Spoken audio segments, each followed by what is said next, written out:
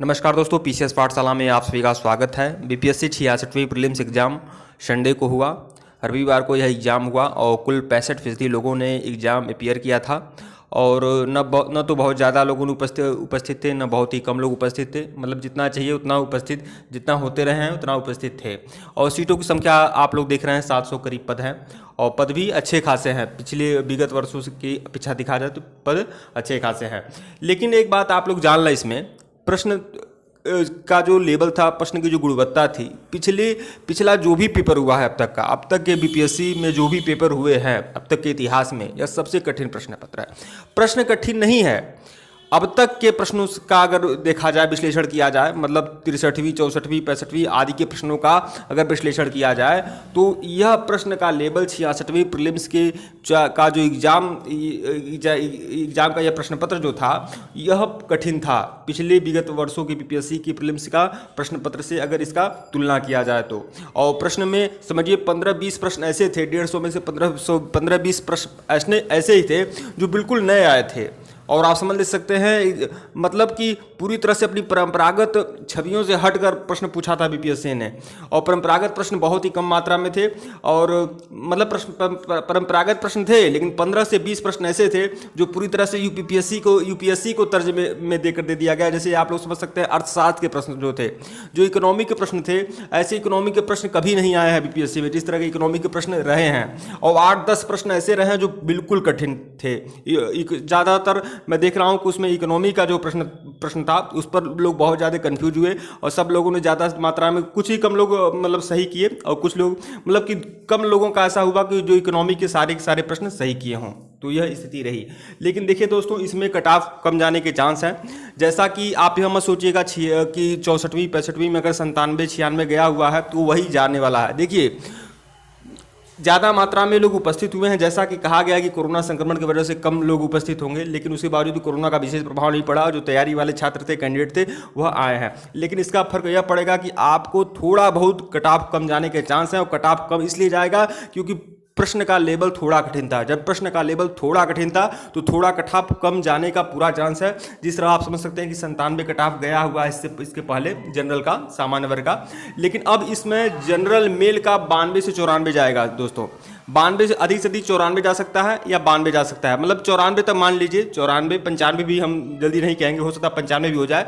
लेकिन यह आप जान लें कि 94 तक आप समझ सकते हैं कि 94 जनरल मेल का जाएगा। और फीमेल का कम मैं बोल रहा हूँ, 90 से 92 बोल रहा हूँ। और 90 से 92 होने का मतलब ये है, आप समझ सकते हैं कि जितना मतलब अदर स्टेट की महिलाएं थी, छात्राएं थी, उन्होंने फॉर्म तो भर दिया था लेकिन उपस्थित कम हुए थे।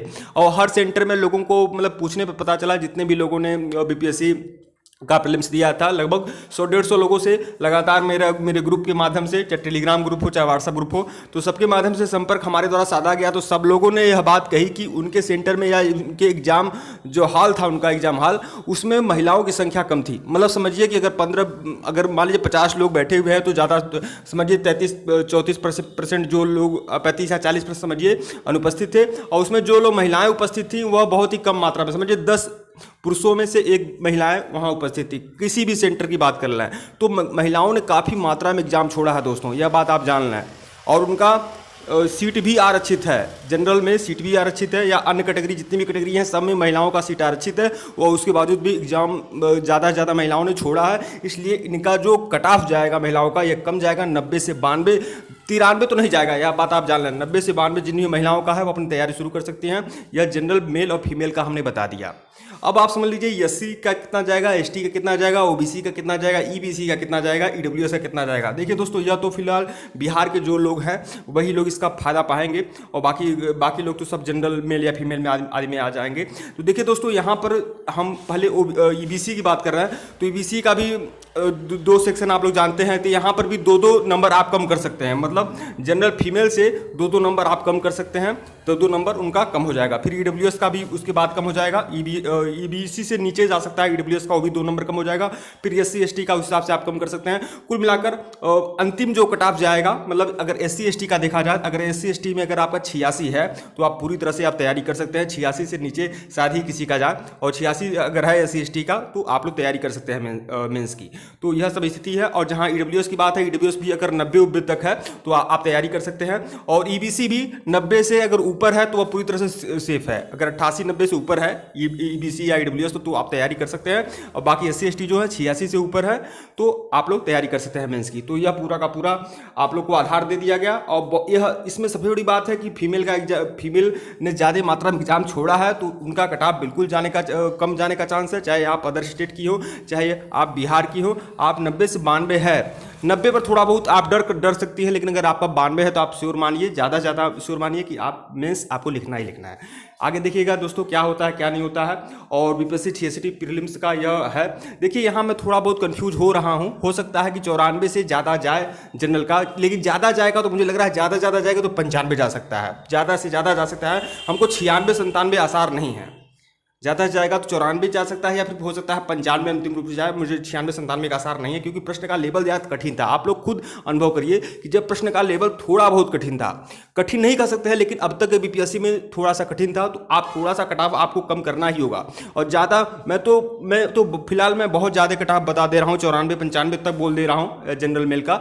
लेकिन मेरे द्वारा जहाँ पर मतलब संपर्क साधा गया, मैं वहाँ पर भी गया हुआ था जहाँ एग्जाम हो रहे थे, और हमने भी यह अपीयर किया हुआ है। ऐसा नहीं है कि 94-95 इसलिए बोल रहा हूँ, मैं लोगों को देखते हुए मैं जानकारी ले रहा हूँ। लोगों से जो रूबरू हुआ हूँ उसके आधार पर मैं बोल रहा हूँ कि जब तक 96-97 बाकी लोगों का गया हुआ, इससे पहले गया हुआ है, तो आप जब प्रश्न पत्र इतने कठिन थे और 8-10 प्रश्न ऐसे थे जो पूरी तरह से नए आए हुए थे, जिस पर लोगों ने अपना कभी चिंतन ही नहीं किया। जैसे आप इकोनॉमी के प्रश्न ले लीजिए, चिंतन ही नहीं किया, उसके बावजूद भी आप समझ सकते हैं कि थोड़ा बहुत कटाव कम जाने का चांस है। और ज़्यादा से ज़्यादा लोग, मैं तो 94 तक बता दे रहा हूँ, ज़्यादा से ज़्यादा लोगों ने कहा कि 90-85-90 तक जाएगा, लेकिन ऐसा नहीं हो सकता है, क्योंकि जैसा कि यह अंदेशा लगाया जा रहा था कि कोरोना संक्रमण चल रहा है तो लोग कम आएंगे, लेकिन उसके बावजूद भी कि कितना भी एग्जाम सेंटर दूर दिया, लेकिन तब भी लोगों ने अपनी सारी असुविधाओं को दूर करते हुए, मुसीबत झेलते हुए एग्जाम सेंटर में पहुंचे और वहां उन्होंने परीक्षाएं दी। लेकिन इस मामले में मेल कैंडिडेट ही आगे रहा, फीमेल कैंडिडेट इस मामले में भी पीछे रहा। इसलिए आप समझ सकते हैं कि फीमेल कैंडिडेट का उम्मीद से कम कटाव जा सकता है, मतलब 90 से 92 तक सुरक्षित हो सकती हैं। और बाकी SC ST OBC EBC EWS में भी फीमेल कैटेगरी है, तो आप समझ सकते हैं वहाँ तक मुझे लग रहा है ज़्यादा से ज़्यादा अंतिम कटाव जो जाने वाला है वो 85 तक जा सकता है। मतलब कि चाहे EWS महिलाएं ले लीजिए, चाहे SC ST महिला लीजिए, चाहे EBC के महिला ले लीजिए, अंतिम कटाव जो जाएगा 85-86 तक जा सकता है। वीडियो को लाइक और चैनल को सब्सक्राइब करेगा दोस्तों। धन्यवाद। डिस्क्रिप्शन में लिंक है टेलीग्राम का, IAS PCS फ्री मटेरियल के नाम से टेलीग्राम का लिंक है डिस्क्रिप्शन में, ज्वाइन जरूर कर लीजिएगा। ज्वाइन कर लेंगे तो आपका फायदा होगा। चाहे आप UPSC की तैयारी करते हो, UPPSC MPSC RPSC BPSC कोई तैयारी करते हो, PCS या IAS की, आपकी तैयारी बहुत ही मजबूत तरीके से होगी। तो डिस्क्रिप्शन में लिंक है टेलीग्राम का, बिल्कुल ज्वाइन करिएगा। धन्यवाद आप लोग को। और अपने विचार भी बताइएगा कि आपका कितना प्रश्न सही हुआ है। धन्यवाद।